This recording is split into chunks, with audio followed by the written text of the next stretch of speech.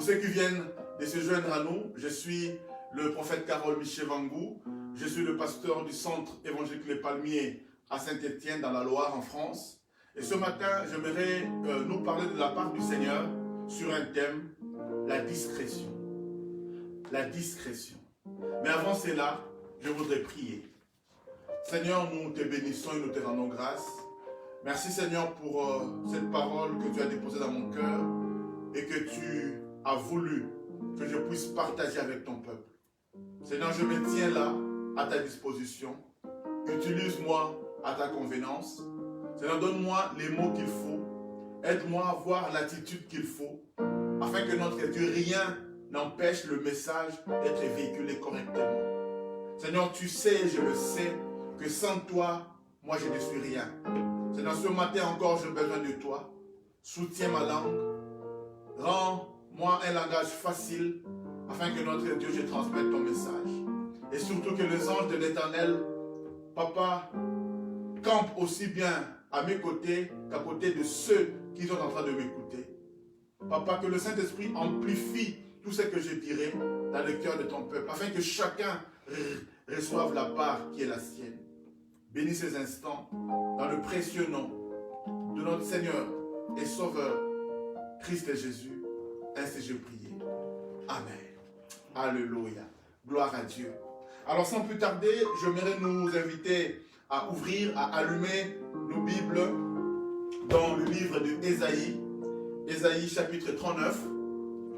Ésaïe 39, nous allons lire du premier verset jusqu'au verset 8e. Ésaïe 39, 1 à 8. Je lis la parole au nom de Jésus. En ce même temps, Mérodach Baladan, fils de Baladan, roi de Babylone, envoya une lettre et un présent à Ézéchias, parce qu'il avait appris sa maladie et son rétablissement. Ézéchias en eut de la joie, et il montra aux envoyés le lieu où étaient ces choses de prix, l'argent et l'or, les aromates et l'huile précieuse, tout son arsenal, tout ce qui se trouvait dans ses trésors.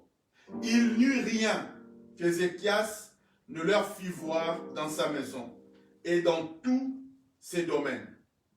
Verset 3. Ésaïe le prophète vint ensuite auprès du roi Ézéchias et lui dit: qu'ont dit ces gens-là et d'où sont-ils venus vers toi? Ézéchias répondit: ils sont venus vers moi d'un pays éloigné, de Babylone. Ésaïe dit encore: qu'ont-ils vu dans ta maison? Ézéchias répondit: ils ont vu tout ce qui est dans ma maison. Il n'y a rien dans mes trésors que je ne leur ai fait voir.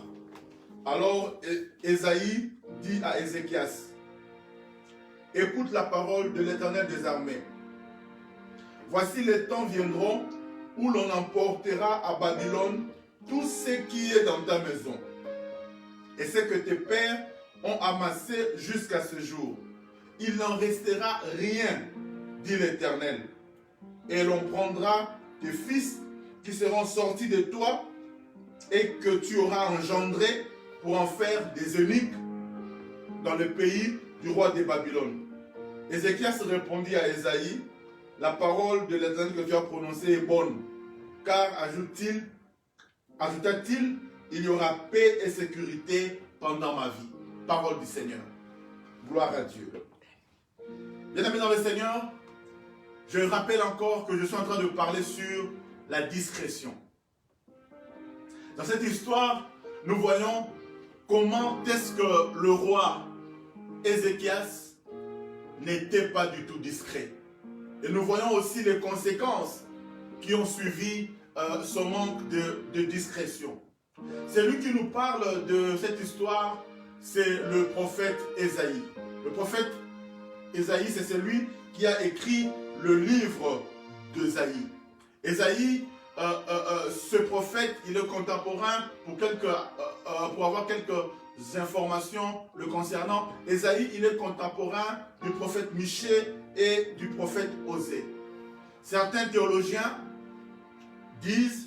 s'accordent à dire que Ésaïe provenait d'une famille aristocratique. Ce qui faisait qu'il avait un accès facile auprès du roi. Et ce qui d'ailleurs explique qu'il pouvait entrer chez le roi un peu quand il voulait. Et dans cette histoire, qui est un peu une parenthèse dans le livre d'Ésaïe, parce que le livre d'Ésaïe en soi est un livre hautement prophétique. Ésaïe, il s'est plus contenté de pouvoir prophétiser sur les nations. Ce n'est pas vraiment un livre historique comme les autres livres de la Bible, comme deux Chroniques ou deux Rois. C'est vraiment un livre hautement prophétique. Mais il y a une parenthèse dans ce livre-là, partant du chapitre 36 jusqu'au chapitre 39, où on nous parle du règne du roi Ézéchias. Et durant ce règne-là, Ésaïe est en train de nous faire voir la victoire que Ézéchias avait obtenue de la part de l'Éternel quand d'autres peuples sont venus pour l'attaquer. Nous voyons comment est-ce que Dieu a délivré Ézéchias. Et nous voyons aussi quand Ézéchias était malade, comment est-ce qu'il a crié vers l'Éternel et de quelle manière Dieu a guéri le roi Ézéchias. On nous parle donc de bonnes choses d'Ézéchias, mais comme la Bible n'est pas un livre qui peint tout en blanc, on nous parle aussi de l'erreur qu'avait commise Ézéchias. Et cette erreur, c'est juste le manque de discrétion. La discrétion, on la définit comme étant une qualité consistant à savoir garder le secret. La discrétion, on la définit comme une qualité consistant à garder des secrets. Bien-aimés dans le Seigneur, nous devons savoir que celui qui n'a pas de secret n'a pas de future garantie. Chacun de nous doit savoir qu'il est important de savoir garder certaines choses secrètes. Ce n'est pas tout qu'on doit dévoiler à tout le monde. Dans cette histoire, on dit que Ézéchias, qui venait d'être guéri par le Seigneur d'une maladie qui tendait à l'amener à la mort, les gens sont venus de Babylone, les envoyés du roi de Babylone, et la Bible dit Ézéchias dans sa joie, parce qu'on est venu lui rendre visite, parce qu'on est venu lui offrir un petit cadeau, un petit présent de la part du roi de Babylone, et dans sa joie, il s'est mis à montrer tous les trésors de son royaume, tous les trésors de son palais. Il a ouvert ses chambres, ses cuisines, ses magasins, ses entrepôts. Il a laissé faire voir tout ce qu'il avait à des gens inconnus, à des gens qui venaient de très loin. Ce n'est pas parce qu'on t'a donné un petit cadeau que tu dois tout faire voir, que tu dois tout dire. C'est ce que fit malheureusement le roi Ézéchias. Et dans cette histoire, on nous dit que le prophète Ésaïe, juste après, vient le voir, comme il avait un accès facile. Il vient le voir et lui dit, mais qui sont ces gens qui sont venus chez toi? Il leur dit, ce sont des envoyés du roi de Babylone. Ils m'ont apporté un petit cadeau comme j'étais malade. Il était enthousiaste. Et le prophète lui pose la question, qu'est-ce qu'ils ont vu chez toi? Et lui-même, il dit, sans vergogne, il dit, je leur ai fait tout voir, tout, pratiquement tout. Il n'y a rien de mes richesses, il n'y a rien de ce qui est à moi qu'ils n'ont pas vu. Ils ont tout vu. Alors le prophète Ésaïe lui dit, écoute, parce qu'ils ont tout vu, laisse-moi te dire, il arrivera un temps où ces gens-là viendront et ils vont piller toute ta richesse. Tout ce qu'ils ont vu là, comme trésor, ils vont l'emporter à Babylone. Et même tes enfants seront emportés. Et voilà le roi Ézéchias, qui ne s'est même pas attristé, mais se dit, bon, comme ça ne me concerne pas, comme moi je serai déjà mort, peu importe. C'est-à-dire, comme l'affaire là ne me touche pas personnellement, ça ne touche que mes enfants, ou ça ne touchera que mes enfants, alors ce n'est pas un problème. Bien-aimés, nous voyons comment est-ce que le manque de discrétion a ouvert la porte ou même la soif aux ennemis d'Israël de venir arracher ce qu'ils avaient vu. Parce que sûrement, ceux qui sont partis sont rentrés à Babylone et ils ont raconté au roi de Babylone. Voilà ce que nous avons vu. Voilà ce qu'ils ont. Et ça a tissé l'appétit du roi de Babylone pour venir s'attaquer au roi d'Israël et de ravir tous les trésors que Israël avait. Imaginez que le roi de Babylone ne savait pas qu'il y avait autant de trésors. Il ne s'intéresserait pas vraiment à Israël. Mais quand on lui a raconté autant de trésors qu'Israël avait, ça a tissé, ça a augmenté l'appétit du roi de Babylone. Et plus tard, l'histoire nous le confirme. Babylone, le roi de Babylone a envahi Israël. Ils ont amené en captivité le peuple d'Israël. Et même tous les trésors de la maison de Dieu a été emporté à Babylone. Tout part de quoi? Tout part du manque de la discrétion. Bien-aimé, même Dieu qui dit qu'il ne fait rien sans révéler à ses serviteurs, le prophète, a quand même quelques secrets. Oui, il est vrai que dans Amos chapitre 3, au verset 7, il est dit « Car le Seigneur, l'Éternel, ne fait rien sans avoir révélé son secret à ses serviteurs, le prophète. » Oui, c'est vrai. Mais c'est le même Dieu où dans Matthieu 24, au verset 36, c'est Christ qui parle. Il dit « Pour ce qui est du jour et de l'heure, personne ne le sait, ni les anges des cieux, ni les fils, mais le Père seul. » Alléluia.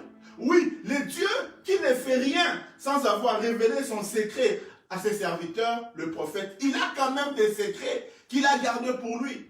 Dans Matthieu 24, il s'agit bien évidemment de la fin du monde, du jour de l'enlèvement. Jésus-Christ a dit que personne ne le sait. Le Père l'a gardé secret. Même les anges ne le savent pas. Ils ne sont pas au courant. Il y a certaines choses que Dieu a préféré garder secret. Parce qu'il le sait. Et même sur le plan du salut, même quand il s'agit du plan du salut de l'humanité, nous verrons que Dieu, depuis la fondation du monde, avait déjà créé, concocté un plan pour le salut de l'homme. Mais il ne l'a pas révélé ouvertement à l'humanité. Il ne l'a pas révélé ouvertement. Oui, dans l'Ancien Testament, il a révélé ça, mais avec des codes. Il n'a pas dit ça ouvertement. Voilà comment est-ce que moi je pense sauver l'homme. Non. Il a révélé cela par des signes, par des codes. Même Dieu, qui aime révéler ces choses à ses serviteurs, le prophète, mais il sait aussi comment les révéler, comment les dire. Généralement, il ne nous dit pas tout. Voilà pourquoi même il est dit quelque part que nous prophétisons en partie, nous connaissons en partie. Oui, Dieu nous révèle certaines choses, mais il ne nous révèle pas tout, parce qu'il sait aussi garder des secrets. Bien-aimé dans le Seigneur, j'aimerais te dire ceci. Alors que nous parlons de l'enlèvement de l'Église, alors que nous parlons de la fin du monde, laisse-moi te dire que Dieu a gardé certains détails secrets. Et même aujourd'hui, il n'y a aucun prophète qui peut s'hasarder à dire « Voici le jour où nous serons enlevés ». Parce que là, c'est à la discrétion de Dieu. C'est Dieu seul qui connaît cette date-là. En 2020, nous avons commencé l'année pleine d'espoir. Personne ne savait que cette situation allait venir. Et pourtant, ça a été prophétisé. En Matthieu 24, nous voyons Dieu nous dire qu'il y aura de peste, de maladies. Ce sont des choses qui ont été dites. Mais si Dieu nous a prévenus à propos de ces choses, mais il ne nous a pas donné tous les détails. Parce qu'il y a certaines choses qui doivent rester secrètes. Et cela doit aussi nous enseigner quelque chose, bien aimé dans le Seigneur. Tu ne dois pas tout dire à tout le monde. Tu ne dois pas tout révéler à tout le monde au risque d'échouer dans tes plans. Quand tout le monde sait ce que tu veux faire, tu risques fort d'échouer. La discrétion. Il y a beaucoup de choses que nous ratons, tout simplement parce que nous manquons de discrétion. Avoir de la discrétion, ce n'est pas manquer de foi. Qui peut dire qu'il a la foi plus que Dieu? C'est lui, d'ailleurs, qui est l'auteur de notre foi. Mais il sait que certaines choses, je ne dois pas le dire. Et si je dois les dire, je dois les dire d'une certaine manière. Nous voyons dans l'Ancien Testament que Christ a été révélé au travers des agneaux qui ont été immolés, au travers des sacrifices qui se faisaient. En fait, Dieu révélait le plan de Jésus, le plan du salut. Il révélait déjà que Christ allait mourir pour nous, mais de manière cachée. Et même quand Christ devait venir sur la terre, il n'est pas venu de manière à attirer nos regards. La Bible déclare qu'il n'avait rien pour attirer nos regards. Alléluia. Il n'avait rien.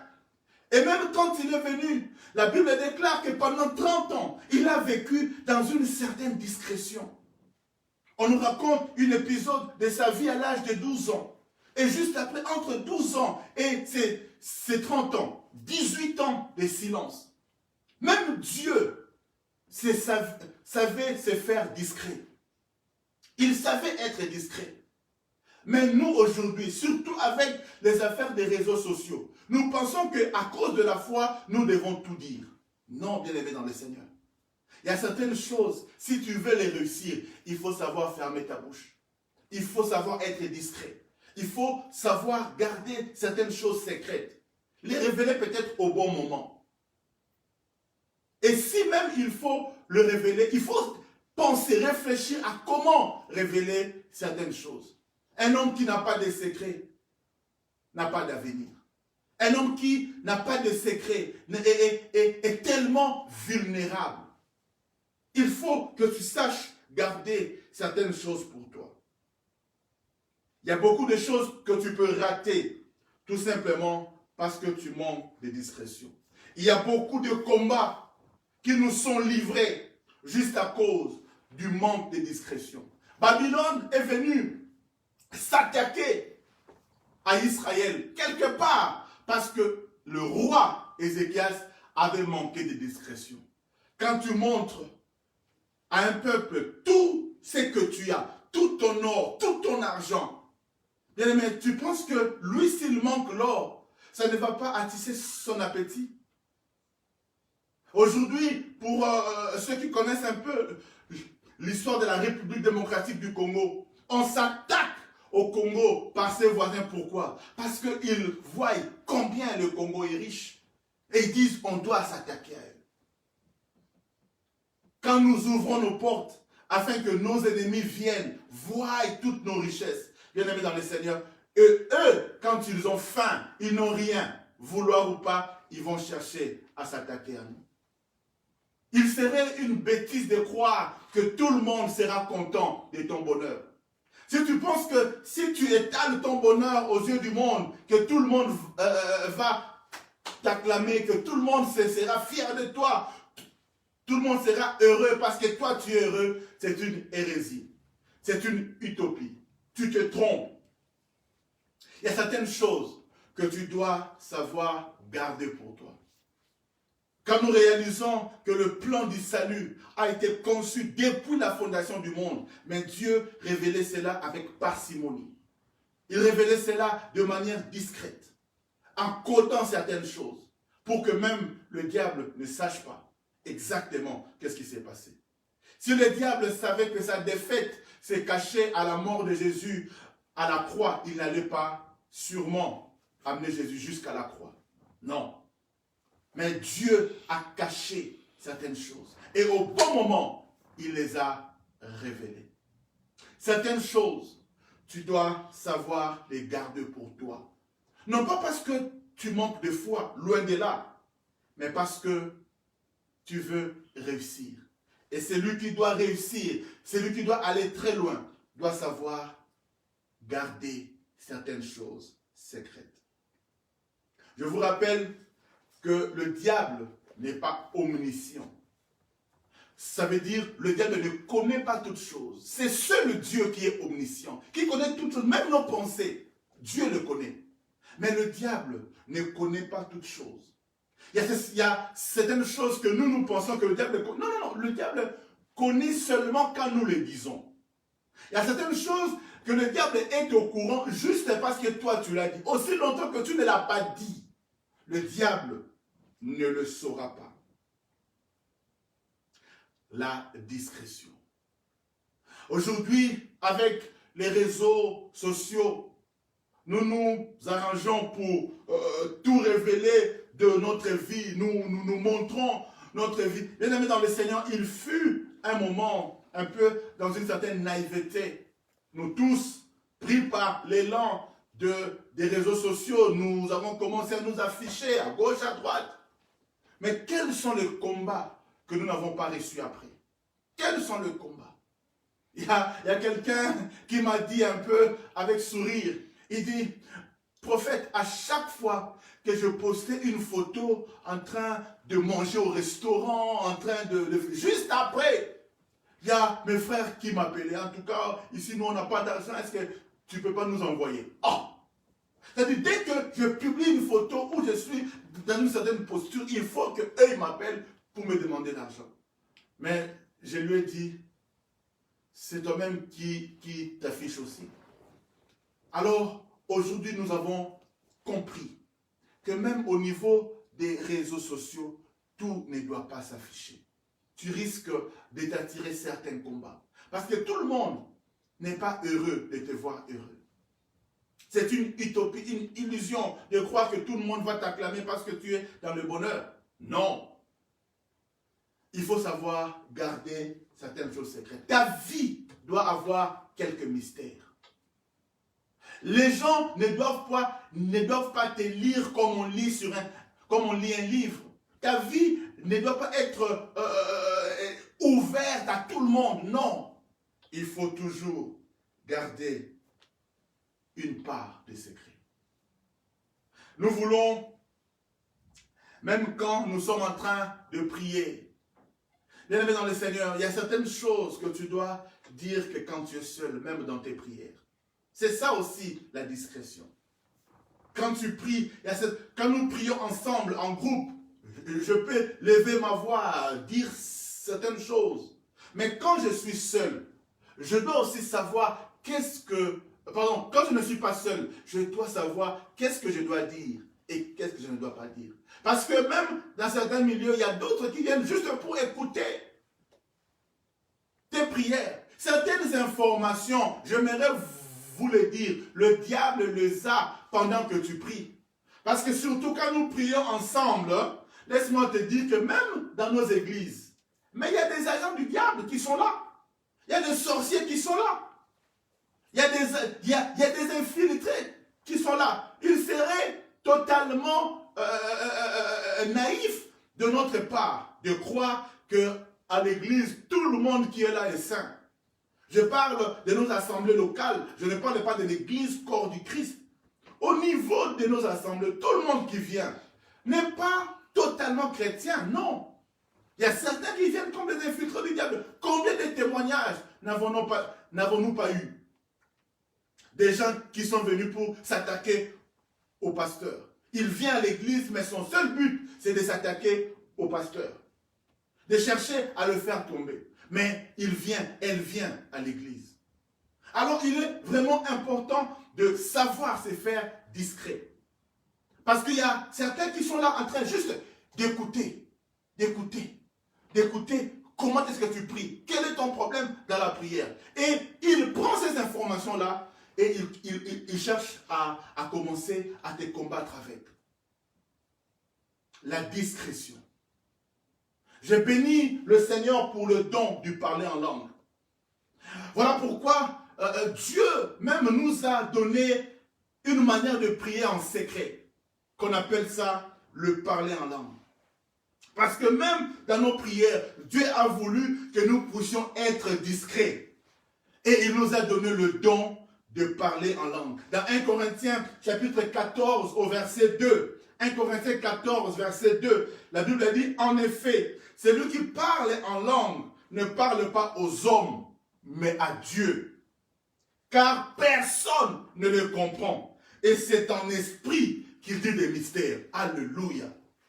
Même quand nous sommes en train de prier, bien aimé dans le Seigneur, généralement quand nous sommes ensemble, et que je ne prie pas pour que les gens, quand je dois prier, élever ma voix, que je suis modérateur, que je suis en train de prêcher, que je dois prier, je prie avec la langue intelligente, parce qu'il faut que les gens que je conduis puissent comprendre ce que j'ai dit. Je ne serai pas là en train de modérer en disant Rodo Kondo Yandababashi Shindababa. Non, ça serait totalement fantaisiste. Je dois dire aux gens, prions pour ceci, prions pour cela, pour qu'ils comprennent. Mais quand je suis en train de prier moi-même, pour que moi-même, je puisse m'édifier, je peux parler en langue. Et là, je sais que personne ne comprend. Même le diable ne le comprend pas. La Bible dit, personne ne le comprend. Car c'est en esprit que nous disons de mystère. Parler en langue, c'est prier, mais de manière secrète. Même Dieu a prévu cela. Même dans tes prières, tu ne peux pas tout dire. Devant tout le monde, tu dis, oh Seigneur, vraiment merci pour les 1 million que tu m'as donné. Juste après la prière là, tu auras des demandes. Alléluia. Comme disent les Chinois, hein? Il y a un terme que les Chinois utilisent. Ils vont venir te demander. Tu ne peux pas tout dire. Il faut même savoir contrôler ses paroles, même quand nous sommes en train de prier. L'immature, l'homme immature, c'est celui qui dit tout et tout haut. Et surtout, qui dit tout à tout le monde. Tu ne dois pas dire tout haut. Et tu ne dois pas dire tout à tout le monde. La discrétion, c'est une qualité. Ce n'est pas un défaut. C'est une qualité. La Bible nous exhorte à être prudents. Avoir de la discrétion, c'est faire preuve de prudence. Bien aimé dans le Seigneur, ce que toi tu appelles des amis là, dans les réseaux sociaux. Moi j'ai 5 amis sur Facebook. Mais tu penses que tous sont des amis? Il y a certains qui t'ont demandé des amitiés. Mais ce sont des vrais ennemis. Ils ne sont là que pour venir t'observer ce que tu publies. Remarquez bien, nous avons 5 000 amis, 10 000 amis.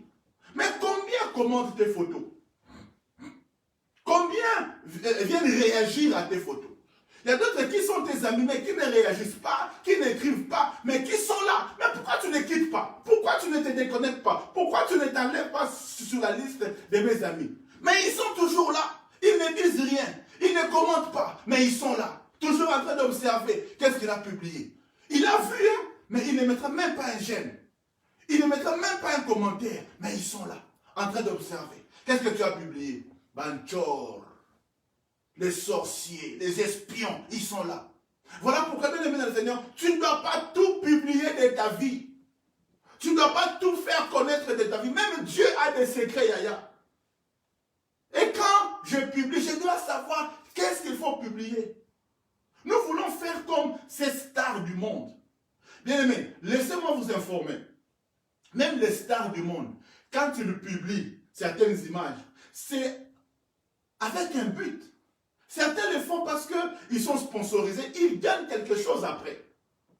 Et même dans les images qu'ils publient, qui vous semblent être spontanées, non, c'est bien calculé, c'est bien réfléchi. Ils veulent atteindre un but. D'autres sont des envoyés du diable. Ils publient des images pour que quand vous le regardez, que vous soyez envoûtés. Que vous ayez aussi envie de faire comme eux. C'est calculé, c'est bien calculé. C'est nous qui sommes ignorants, qui pensons qu'ils le publient juste comme ça. Non, Yaya, ils le font à bon escient. D'autres, ils le font comme ça, mais ils ont des spots publicitaires, ils sont en train de promouvoir une marque et ils sont payés. Et toi, tu veux faire comme X, comme Y. Tu prends aussi ta vie et tu l'étales. Bien aimé dans le Seigneur. Les Quinois ont un adage que j'aime bien. Ils disent loba loba, sala sala rien. Trop parler, mais tu ne fais rien. Celui qui parle trop finira par ne rien faire. Tu commences un projet, tout le monde est au courant. Quand nous étions encore un peu plus jeunes, nous avons commis ces erreurs-là. Et beaucoup de nos projets ont échoué. Tout simplement parce qu'on a commencé à dire, je veux faire ça. Ok, tu penses qu'à tout le monde, à qui tu dis, je vais faire ça, tu penses que tout le monde est content? Il y a certains qui sont ici en Europe, par exemple, 20 ans. Il n'a rien foutu de sa vie. Et puis, toi qui as fait 5 ans, tu dis, oh vraiment, Dieu m'a béni, je vais faire ça. Ah, vraiment, courage. Mais c'est que tu ne sais pas, il y a Rano. Dans son cœur, il est envieux, il est haineux. Tout le monde n'est pas ton ami. J'ai 5000 amis sur Facebook. Yaya, tu as 10 amis et 4990 ennemis. Des espions. Nous devons faire attention. La discrétion est une qualité. Le plan de Dieu nous démontre qu'il faut avoir la discrétion. Il nous révèle certaines choses. Oui, on ne doit pas non plus vivre totalement dans les secrets. Il serait illusoire de pouvoir penser ainsi. Il y a certaines choses que nous devons dire parce que nous devons aussi trouver conseil. Mais à qui les dire? Et comment les dire? Il faut aussi faire preuve de beaucoup de sagesse. Bien-aimés dans le Seigneur, la discrétion est une qualité. La discrétion est une qualité. Aujourd'hui, j'ai voulu parler à quelqu'un. Parce que d'ici peu, nous allons sortir de ce confinement. D'ici peu, nous allons reprendre nos vies. Mais comment est-ce que nous allons la reprendre? Avec les vieilles habitudes? En affichant tout? En publiant tout? Non. Certaines choses doivent rester secrètes. Ça va nous éviter beaucoup de combats. Ça va nous éviter beaucoup de combats. Il y a des vieux prophètes qui sont là. La Bible dit, il y avait un vieux prophète en Samarie. Lui déjà, son ministère était foutu. Et quand un jeune prophète est venu, plein de zèle, il a tout fait pour le faire couler. Il y a certains qui même se disent chrétiens, mais qui ont pour objectif juste de couler les autres. Quelqu'un qui veut quitter une église, mais quitte, vas-y. Non, il ne veut pas partir seul. Il doit chercher à déranger la foi des autres. Bien-aimés dans le Seigneur, le salut est individuel. Chacun de nous doit faire un choix. Chacun de nous doit savoir qu'est-ce que je dois dire, à qui je dois le dire. Mener une vie de discrétion. Je ne peux pas avoir plus de 5 amis, non. D'ailleurs, l'amitié, là, c'est quelque chose de très fort. Je ne peux pas appeler tout le monde ami. Je peux avoir beaucoup de connaissances. Je peux avoir beaucoup de ceux que j'appelle camarades. Mais un ami à qui je dois vraiment me confier, ils ne peuvent pas être au-delà de 5, non. Même 5 là, c'est beaucoup. Savoir garder la discrétion. La Bible dit, Dieu qui révèle ses plans, ses secrets à ses prophètes, il a des choses qu'il garde pour lui-même. Matthieu 24 et 36 nous le révèle.